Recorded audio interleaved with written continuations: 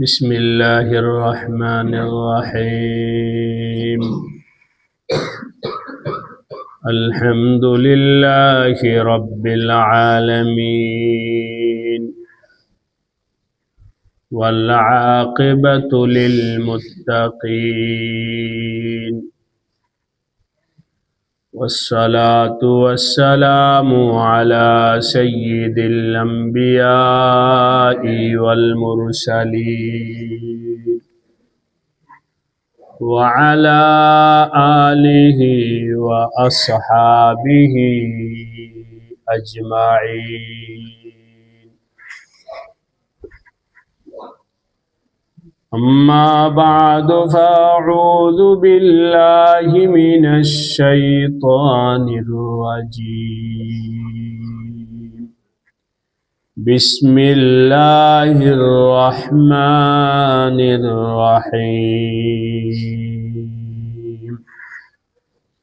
يا أيها الذين آمنوا كتب عليكم الصيام كما كتب على الذين من قبلكم لعلكم تتقون.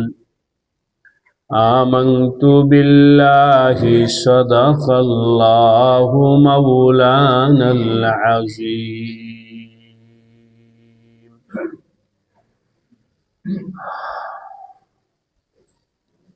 উপস্থিত মুআজ্জাজ মুহতারাম সম্মানিত মুসল্লিয়ানে কেরাম, আল্লাহ রাব্বুল আলামিনের দরবারে অসংখ্য শুকরিয়া যে আল্লাহ রাব্বুল আলামিন মেহেরবানি করে দয়া করে আমাদেরকে জুমার নামাজ আদায়ের জন্য মসজিদে আসার তৌফিক দান করেছেন। আলহামদুলিল্লাহ।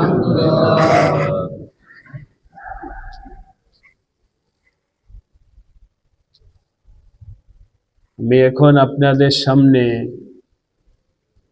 পবিত্র কোরআনে কারিমের সূরাতুল বাকারার 182 নম্বর আয়াত তেলাওয়াত করেছি। এই আয়াতের তেলাওয়াত শুনেই আপনারা বুঝতে পেরেছেন যে এই আয়াতের মধ্যে আল্লাহ তাআলা একটা বিশেষ আমলের কথা বলেছে। সেই আমলটা হলো রোজার আমল। আল্লাহ তাআলা বলেন, হে ঈমানদারগণ, হে মুসলমান, হে উম্মতে মুহাম্মাদি, তোমাদের ব্যাপারে ফয়সালা করা হয়েছে যে তোমরা রোজা রাখবে। রোজা তোমাদের উপরে ফরজ করা হয়েছে। তবে এটাও মনে রাখো, রোজা যে তোমাদের উপরে ফরজ করা হয়েছে, না খায়া থাকা এটা একটা ইবাদত সাব্যস্ত করা হয়েছে। এটা শুধু তোমাদের জন্য কোনো নতুন আমল নয়, বরং তোমাদের পূর্ববর্তী উম্মতের জন্যও যুগে যুগে এভাবে না খায়া থাকা রোজাকে ফরজ করা হয়েছিল। সব নবীর উম্মতের জন্যই রোজা ফরজ ছিল। তবে হয়তো পদ্ধতিগত কিছু ফারাক থাকতে পারে। আমাদের জন্য ফরজ হয়েছে রমজান মাসের রোজা। বনি ইসরাইল উম্মতে মুসা আলাইহিস সালামের উম্মতের উপরে ফরজ ছিল রজবের রোজা। কিন্তু রোজা তো সবাই রাখছে।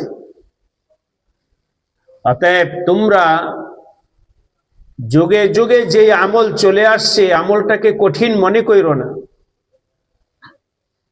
বরং তুমি তোমার হিম্মত বাড়াও, সাহস রাখো, সাহস যদি রাখো তাহলে সহজ হয়ে যাবে, মনোবল যদি মজবুত রাখো তাহলে আমি সহজ করে দিব। আল্লাহ তাআলা হিম্মত আফজাইর জন্য এই কথাটা বলেছেন, কুতিবা আলাইকুমুস সিয়াম কামা কুতিবা আলাল্লাযীনা মিন ক্বাবলিকুম, তোমাদের পূর্ববর্তীরা তো রোজা রাখছে। পূর্ববর্তী বলতে পূর্ববর্তী উম্মত এটাও হতে পারে,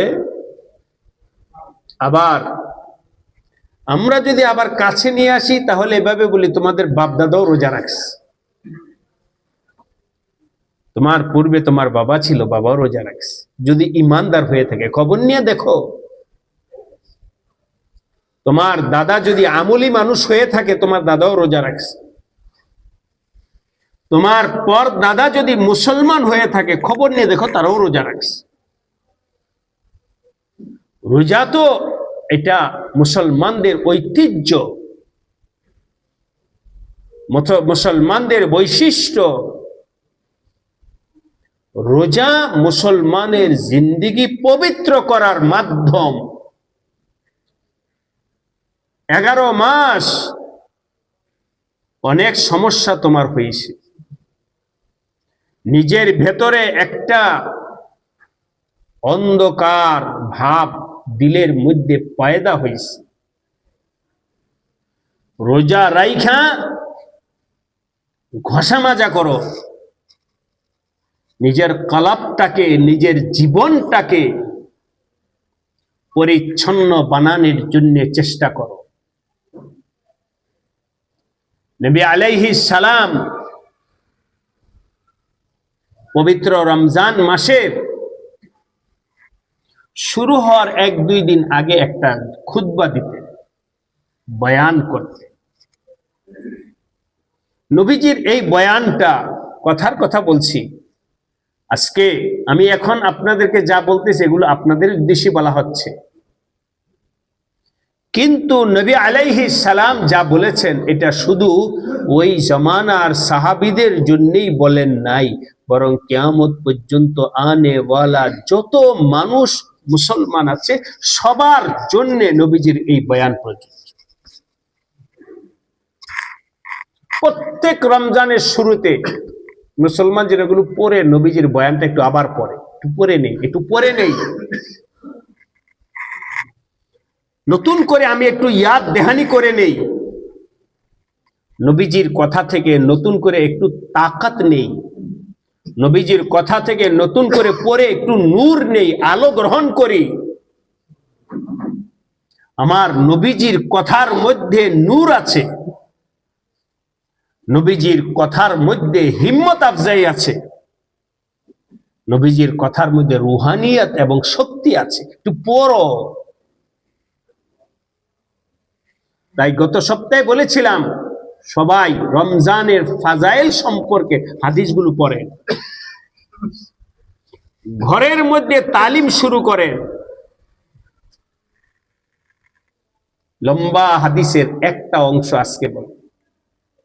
নবীজি বলতেন, এই তোমাদের মাথার উপরে এই তো একেবারে সন্নিকটে রমজান বিদ্যমান, জানো রমজান মাস কি?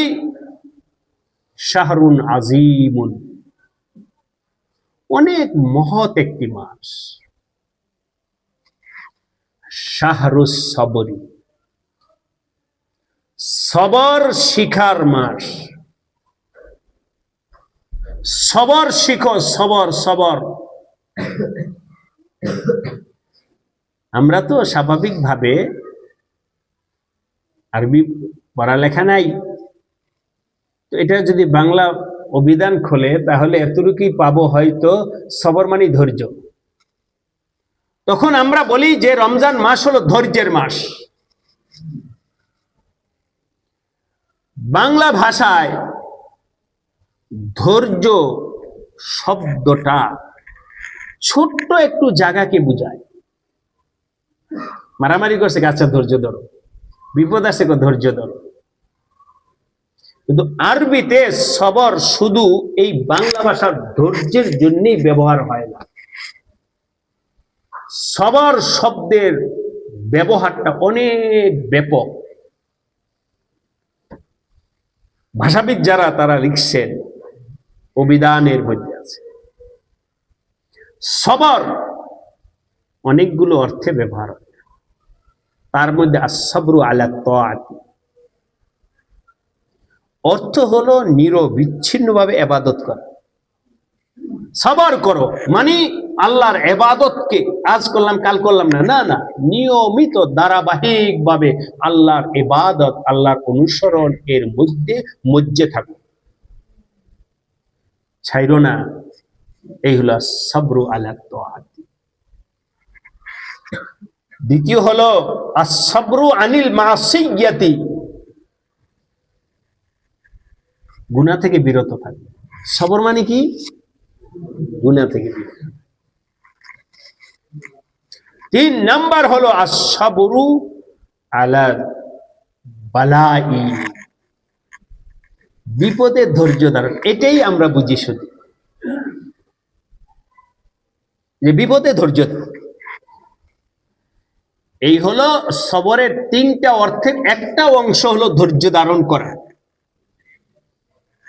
নবীজি বললেন এটা তো সবরের মাস, সুতরাং সব ধরনের সবর এই মাসে শিখো। আল্লাহর ইবাদতে কিভাবে লেগে থাকতে হয় এটাও এই মাসে শিখো। গুনাহ থেকে বিরত থাকা শিখো, গুনাহ থেকে বিরত থাকা শিখো।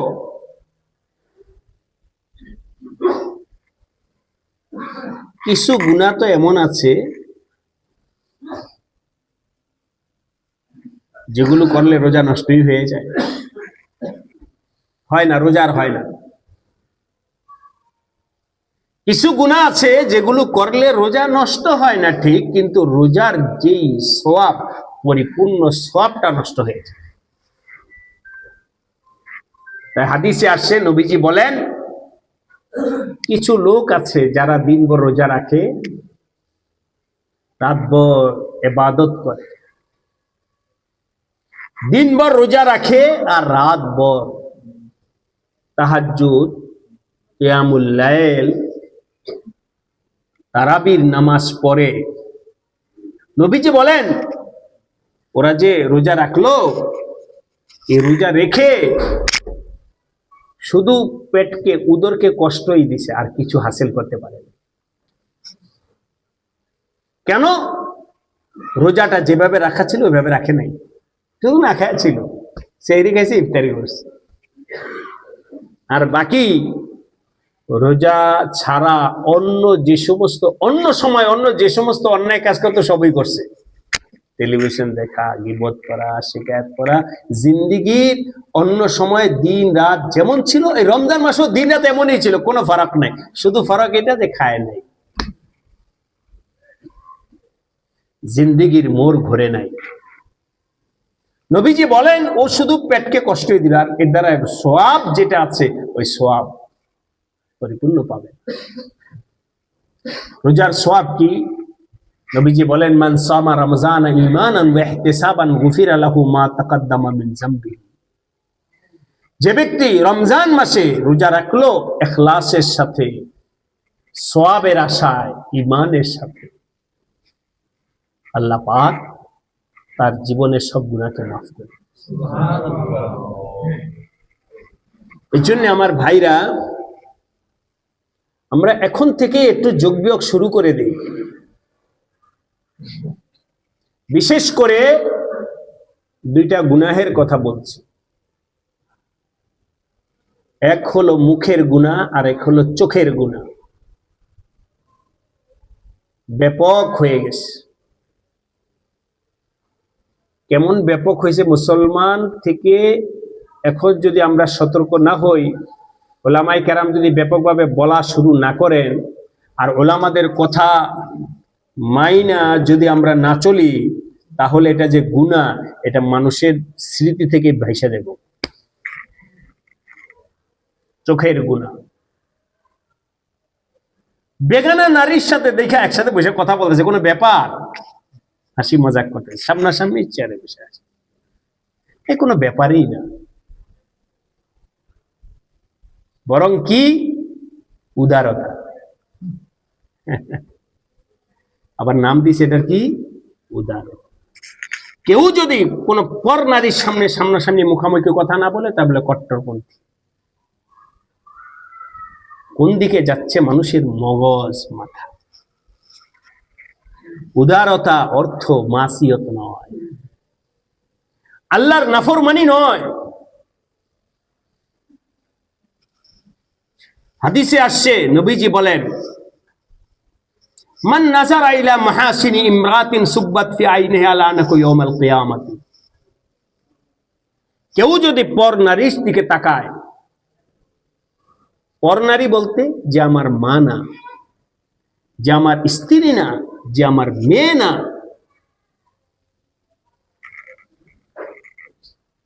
তার দিকে চোখে চোখ রেখে কথা বলা, তার দিকে তাকানো। নবীজি বলেন, যদি কেউ পর নারীর দিকে তাকায় তো কাল হাসরের দিন ওই দেখে নেওয়ালার চোখের মধ্যে জাহান্নামের আগুনের সীসাটা পোড়াবে। সীসা পোড়াবে। যেমন মোমবাতির মধ্যে আগুন দিলে মোমবাতিটা গলে, ঠিক এমনি ভাবে সীসাটাও জাহান্নামের আগুনি দিয়ে জ্বালানো হবে এবং ওই ব্যক্তির চোখে ফুটা ফুটা করে দেওয়া হবে। এক হলো গরম উত্তপ্ত সীসা, আর দ্বিতীয় হলো দেওয়া হবে চোখে। চোখে কেমন ভাইয়া দোস্ত? চোখটা তো এমন একটা সেন্সিটিভ অঙ্গ। রাস্তায় চলতেছেন, একটু ধুলা ভিতরে গেছে, রাস্তায় চলতেছেন, সামান্য একটু ছোট্ট একটা পোকা চোখে গেছে, শেষ। ডলতে ডলতে ডলতে ডলতে যতক্ষণ পর্যন্ত চোখ থেকে এটা বের না হবে ততক্ষণ পর্যন্ত আর শান্তি নেই। সে চোখের মধ্যে ওই গরম উত্তপ্ত গরম সীসা ফোঁটা ঢেলে দেওয়া হবে। সুব্বাত ফি আইনিহি লানাকু ইয়াউমাল কিয়ামাতি, কিয়ামতের দিন। আজকে তো এটাকে আমরা গুনাহ মনে করি না। চোখ, ওয়া ইয়ালামু খাইনাতাল আয়ুন ওয়া মা তুখফিস সুদূর। তুমি তোমার চোখ দিয়ে কি খেয়ানত করতেছো, চোখের খেয়ানত। ইয়ালামু, তিনি জানেন, আল্লাহ পাক জানেন তোমার চোখ দ্বারা যে খেয়ানত হইতেছে। এই জন্য আমার ভাইরা, চোখের খেয়ানত থেকে নিজের চোখটাকে হেফাজত করার চেষ্টা করি। রাস্তা দিয়ে যখন চলবে নিচের দিকে তাকায়া হাঁটবে। রাস্তা দিয়ে ওই কথা আমরা কেউ বলবো না যে হুজুর এই জমানায় এটা সম্ভব না। অবশ্যই সম্ভব, হতে হবে, সম্ভব বানাইতে হবে। কেন? আমার তো জাহান্নাম থেকে বাঁচতে হবে। রাস্তাঘাটে মহিলা চলবে, এটা তাদের ব্যাপার, কিন্তু আমার ঈমানটা আমার হেফাজত করতে হবে। নিচের দিকে তাকায় আমার হাঁটতে হবে। রাস্তায় যখন দেখবো যে মুখামুখি এক মহিলা আসতেছে, সাথে সাথে আমার মাথাকে আমি নিচের দিকে, চক্ষুকে অবনমিত করো। চোখের হেফাজত। চোখ বিনষ্ট করার একটা মাধ্যম যেমন পর নারী দেখা, চোখ বিনষ্ট করার আরেকটা মাধ্যম হলো মোবাইল। হাতে মোবাইল, বড় মোবাইল। এটা আমরা তো আমাদের ছাত্রদেরকে বলি, শুধু ছাত্র নয়, সবার জন্য মুহলিক। ঈমান আমল এর মজা নষ্ট করে ফেলবে। কোরআন তেলাওয়াত করবেন, মজা পাবেন না। হাত উঠাবেন মুনাজাতের জন্য, দিল লাগবে না। কিন্তু আপনাদেরকে বলি, এখন থেকে অভ্যাস করেন বড় মোবাইল ব্যবহার না করলাম। কি হবে? যখন মোবাইল ছিল না তখন দুনিয়া চলে নাই। মোবাইলটা খুললেই অ্যাডভার্টাইজের নামে অমুক তমুক বহুত, এমনকি সংবাদের মাঝখানেও অ্যাডভার্টাইজ চলে আসে, আর 99.99% অ্যাডভার্টাইজ হলো মহিলাদের দ্বারা। সুতরাং মোবাইল, অ্যান্ড্রয়েড মোবাইল ব্যবহার করাটা এটা আমার আপনার ইমানের জন্য অনেক বড় খাতরার বিষয়।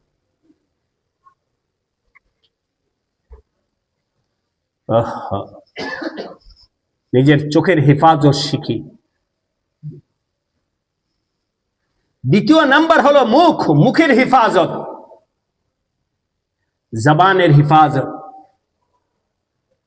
সাহাবী জিজ্ঞাসা করেন, ইয়া রাসূলুল্লাহ মান নাজাতু, মুক্তি পাবো কি দ্বারায়, জাহান্নাম থেকে মুক্তি আমি কি দ্বারায় পাবো?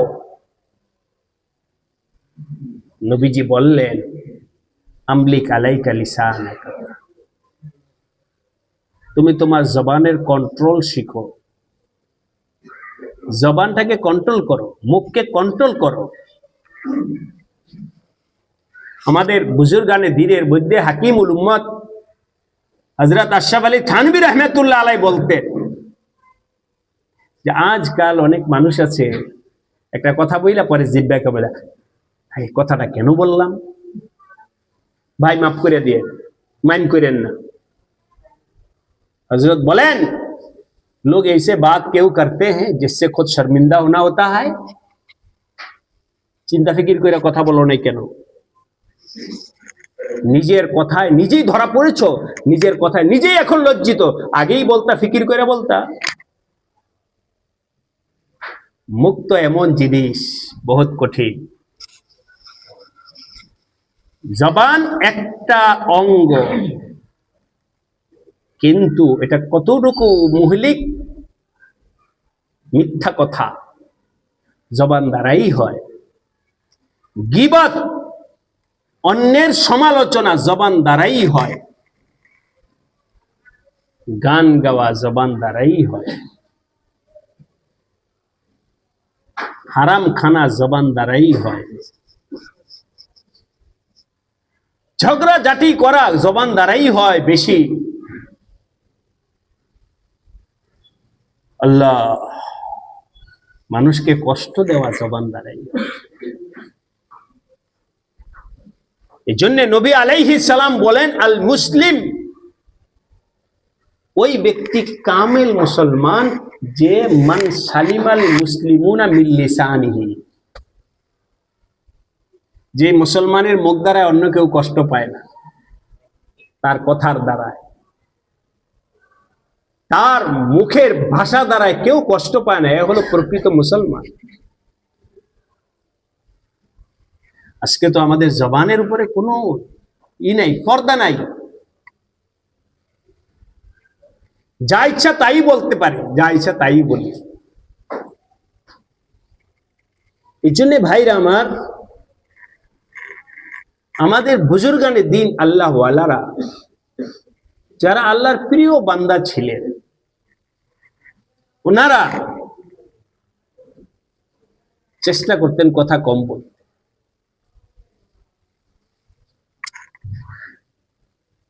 একজন এখানে এসে বলল দাঁড়ায়া, ভাই এখানে নামাজ কয়টা বাজে?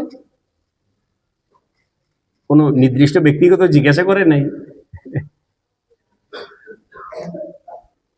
তো আল্লাহ ওয়ালারা যদি থাকতো এখানে, কথার কথা আপনাকে মাইন্ড করে, এই মজলিসে সবাই যদি আল্লাহ ওয়ালা, সবাই বলবে আচ্ছা আমি বলবো, আরেকজনে বলবে, কত মানুষ আছে তারাই বলবে, আমি না বলবো। আমাকে তো আর সুনির্দিষ্ট করে জিজ্ঞাসা করে নাই নামাজ কয়টা বাজে। চুপ হতে হতে এমন কেউই বলে না। এটা ছিল আল্লাহ ওয়ালাদের একটা অবস্থাটা আপনি বোঝানোর জন্য চেষ্টা। সবাই মনে করছে আমাকে তো জিজ্ঞাসা করে কেউ না কেউ বলবেই।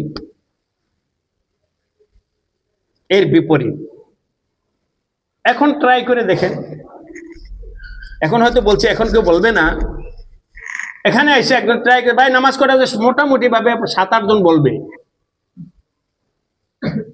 সবাই চায় যে আমি বলি, উত্তরটা আমি দেই।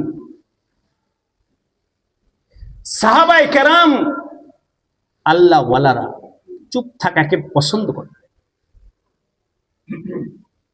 হযরত ইমাম আবু হানিফা রাহমাতুল্লাহ আলাইহি উনি বলছে, ভাই আমার তো কথা বলতে মন চায় না। কেন? মানুষ আমার কাছে এসে মাসলা জিজ্ঞাসা করে, যদি ভুল বলি তাহলে আমারই তো এটা গর্দানা লাগানো, তোমার তো কিছু হবে না, আমি তো পড়ব বিপদে, আমার তো কথা বলতে মন চায় না। জানি ভুল বইলে আবার এর জন্য আল্লাহ পাকের আদালতে আমাকে দাঁড়াইতে হয়। তোমরা পাইবা সমাধান, আমি আদালতে দাঁড়ায় শাস্তি ছিল। এই জন্যে আমি ভাইদেরকে বলবো একটু কথা কম বলা শিখি। কথা কম, গুনাহ কম। কথা কম, গুনাহ। নবীজি বলেন, আমলিক আলাইকা লিসান, যে কথা বেশি বলবে ও গুনাহ বেশি হবে। এর দুইটা অঙ্গ, একটা হলো চোখ আর একটা হলো মুখ। মুখের ব্যাপারে অন্য হাদিসে আসছে, নবীজি বলেন, হে আমার উম্মত, তোমরা দুইটা অঙ্গের ব্যাপারে নিশ্চিতি দাও যে আমি দুইটা অঙ্গকে হেফাজত করছি বা করব, আমি তোমাদেরকে জান্নাতের ব্যাপারে নিশ্চিত ঘোষণা দিতেছি। যে ব্যক্তি বলতে পারবে যে আমার মুখ দ্বারা আমি কখনো কাউকে কষ্ট দেই নাই, মুখ দ্বারা কোনো গুনাহ করি নাই, মা বাইনা লিহিয়াতাইহি ওয়া মা বাইনা ফাখিযাইহি, যে ব্যক্তি তার দুই দাড়ি মানে মুখ এর মাঝখানে অর্থাৎ জিহ্বার অঙ্গটাকে হেফাজত করতে পারবে, মাই ইয়াজমানুলি, তোমাদের মধ্যে কোন ব্যক্তি আছে নিশ্চয়তা দিয়ে বলতে পারবা যে আমি আমার মুখকে হেফাজত করতে পেরেছি। ওমা বাইনাল ফাখিযাইন, এবং দুই রানের মাঝখানের অঙ্গ। আমাদের নবীজি তো অত্যন্ত শালীল ছিলেন, কত সুন্দর শব্দ, দুই রানের মাঝখানের অঙ্গ। নিজের চরিত্রকে যে হেফাজত করতে পারবে, আমি তার জান্নাতের ব্যাপারে জিম্মাদার হলাম। এবার বোঝেন যে জবানের হেফাজত কত বড় জরুরি বিষয়। এই জন্য ভাইরা আমার, মোবাইলে অফার আসে যে ফ্রি কথা, তো কি বলে যে ফ্রি যেহেতু একটু কথা বলে ফোন, কেন ফ্রি তো এই জন্য একটু কথা বলে। আরে ফ্রি, তোমার টাকা ফ্রি, তোমার জবান ফ্রি নাকি? মা ইয়ালফিজু মিন কাউলিন ইল্লা লাদাইহি রাকিবুন আতীদ, আল্লাহ পাক পবিত্র কোরআনে বলে দিয়েছে তোমার জবানটা ফ্রি নয়, তোমার জবান দিয়ে যা বলবা সব রেকর্ড হবে, সবটার জবাব আল্লাহর কাছে দিতে হবে। এই জন্য ভাইরা, রমজান আসতেছে তো আমরা একটু তৈয়ারি নেই, চোখের ব্যাপারে যোগ্য করি যে কি গুনাহ হয়, আমি চোখ দ্বারা আমার চোখটাকে হেফাজত করব। আর নিজের মুখের ব্যাপারও চিন্তা ফিকির করি, মুখ দিয়ে কি হয় ওটাকে বন্ধ করার চেষ্টা করি, তখন দেখবেন রোজার মজা। আল্লাহ আমাদের সবাইকে তৌফিক দান করেন। ছোট্ট একটা কথা, একদিন নবীজি ঘরে গেছে, গিয়া দেখেন উম্মুল মুমিনিন হযরত আয়েশা রাদিয়াল্লাহু তাআলা আনহা টাকা ধুইতেছে। ওই সময়ের পয়সা কয়েন আছে না, কয়েন রূপ্য মুদ্রা, ওইটা দেরহাম, যেটা ধুইতেছেন ডইলা ডইলা। নবীজি জিজ্ঞাসা করলেন, আয়েশা কি করো? বলে দেরহাম ধুইতেছি। নবীজি হাসলেন, আরে ধুই তো মানুষ হান্ডি বাতি, থালা বাসন ধোয়, দেরহাম ধুইতে দেখছো কাউকে? এ তো বয়সে ছোট ছিল। তো নবীজি হাসে বললেন যে দেরহাম ধো, কি উদ্দেশ্য? ধুই তো মানুষ থালা বাসন প্লেট। বলেন ধুইতেছি এই জন্যে, একদিন আপনি বলেছিলেন যে ব্যক্তি আল্লাহর রাস্তায় দান করে ওই ব্যক্তির টাকাটা গরিবের হাতে পৌঁছার আগে আল্লাহর হাতে পৌঁছে। আমি নিয়ত করছি দেরহামটা আল্লাহর রাস্তায় দিব, টাকায় দেখে এর মধ্যে ময়লাওয়ালা টাকাটা আমার আল্লাহর হাতে দিব, এই জন্য আমি দিতেছি। এবার দেখেন মহব্বতের কোন জায়গা। এই জন্য ধুইয়া পরিষ্কার করে দিতেছে। এ ব্যাপারে সুযোগ হলে অন্য এক সময় লম্বা পুরা জুমাই আলোচনা করার দাবি রাখে, কিন্তু এখন ঘোষণা হিসেবে বলছে ভাই ও দোস্ত, আমরা আলহামদুলিল্লাহ মসজিদে নির্মাণের খাতে কুপনের মাধ্যমে কিছু টাকা আল্লাহ আপনাদের মাধ্যমে পৌঁছান, এখানে আবার দান বাক্স পৌঁছান। আমরা চেষ্টা করব নতুন নোট দেওয়ার জন্য। এখন তো আমাদের কাগজ, এটা তো আর দোয়ার সুরত নেই, দোয়ার ছিল বলতাম যে ধুয়ে নিয়ে আসে।